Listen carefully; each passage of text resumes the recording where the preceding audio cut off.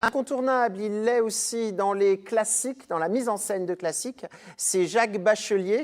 C'est vrai que c'est un peu votre signature, les grands classiques français, Molière, Oui. Corneille. Molière, Marivaux, Victor Hugo, et puis on a même fait des incursions dans le répertoire étranger, puisqu'on a présenté 3 fois Shakespeare.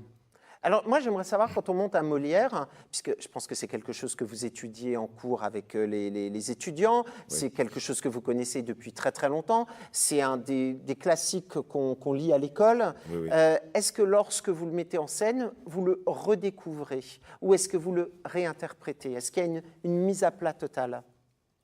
Non, il n'y a pas de mise à plat totale, c'est-à-dire qu'en général, quand on remet en scène, en l'occurrence le Misanthrope, c'est la 3e fois que je le présente. Donc la mise en scène, elle a été conçue la première fois. Mais par contre, effectivement, elle est revisitée, redécouverte, non seulement chaque fois qu'on remonte la pièce, mais j'ai envie de dire, et heureusement, chaque fois qu'on la joue. Et à chaque fois que vous relisez un classique ou lorsque vous le mettez en scène, est-ce que vous faites un parallèle avec l'actualité? Est-ce que du coup vous dites c'est incroyable, ils ont écrit ça il y a très longtemps et à l'heure actuelle c'est tellement d'actualité, c'est quelque chose qu'on pourrait encore appliquer à certains événements? Bah, c'est la définition des grandes œuvres classiques. Si elles n'étaient plus actuelles, je pense on ne les jouerait plus. Bien sûr qu'à chaque fois on s'émerveille, mais bon, le souci n'est pas de vouloir absolument coller à l'actualité. Le souci, pour moi et pour les acteurs qui travaillent avec moi, le souci c'est de coller à l'œuvre originelle. Et à partir de là, bah, comme c'est une très grande œuvre, elle colle à l'actualité. Comment vous effectuez le casting par rapport à une pièce? Alors, il y a les gens de la compagnie, il y a les élèves, mais quelles sont les qualités des comédiens que vous avez pris? Qu'est-ce qui a fait que vous les avez sélectionnés? En général, je vous dis, ils ont d'abord été pendant plusieurs années mes élèves. Donc j'ai eu le temps de les voir évoluer. Ça dépend beaucoup Il n'y a pas de casting. Alors, par exemple, là, pour le Misanthrope, vous n'avez pas fait d'essai, vous saviez exactement qui vous alliez prendre pour tel et tel rôle. Non, mais c'est même très différent. J'ai monté le Misanthrope parce que j'avais le casting. Ah oui. Oui, oui. C'est-à-dire qu'en général, les choix de pièces se font en fonction des acteurs qui sont là, qui sont enthousiastes pour repartir pour un tour avec nous. Donc, c'est les acteurs, vos élèves, qui vous inspirent, en fait, à la base, sur ce genre Oui, de oui, choses. oui, absolument. Oui. Ce qui est plutôt bien. On va tout de suite découvrir un nouvel extrait du Misanthrope, donc joué à la salle du Cube Noir. Voilà donc le sujet qui vous trouble l'esprit. Vous ne rougissez pas en voyant cet écrit? Et par quelle raison faut-il que j'en rougisse? Quoi? Vous joignez ici l'audace à l'artifice. Le désavouerez-vous pour n'avoir point de sein? Pourquoi désavouer un billet de ma main? Et vous pouvez le voir sans demeurer confuse du crime dont vers moi son style vous accuse. Vous êtes, sans mentir, un grand extravagant. Quoi? Vous bravez ainsi ce témoin convaincant, et ce qu'il m'a fait boire de douceur pour Oronte n'a donc rien qui m'outrage et qui vous fasse honte. Oronte? Qui vous dit que la lettre est pour lui? Les gens qui, dans mes mains, l'ont remise aujourd'hui.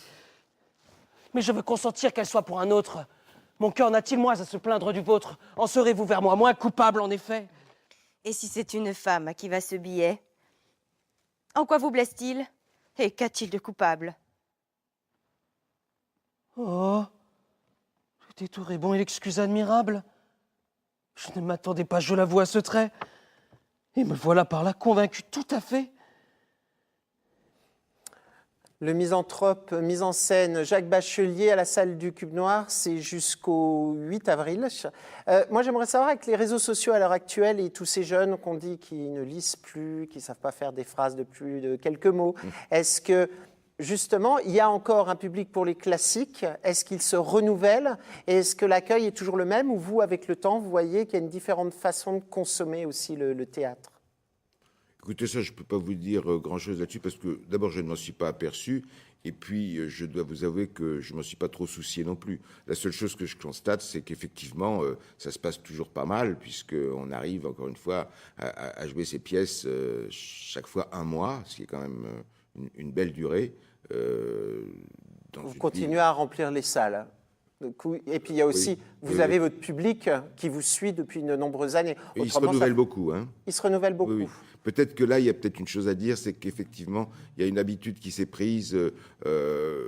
je pense, dans le public de s'intéresser pendant 1 an, 2 ans, 3 ans à quelque chose, et puis après, finalement, de passer à tout à fait autre chose. Et puis il y a aussi votre... Alors là, Nicolas, tu connais peut-être, puisque toi qui es un grand sportif, la salle du Cube Noir, elle est au Krebs. Donc là où il y a tous les étudiants sportifs, peut-être que je l'espère en tous les cas, que cette cohabitation avec les étudiants les amène peut-être au moins à lire les affiches et à voir aussi des spectacles, le Oui, fait je d'être pense, au oui. milieu des jeunes. Oui, c'est certain même, oui. Qui permet avec le temps de renouveler son public. Merci en tous les cas Jacques Bachelier d'être venu et on vous invite donc à aller voir Le Misanthrope Strasbourg, salle du Cube Noir au Krebs à Königshofen jusqu'au 8 avril.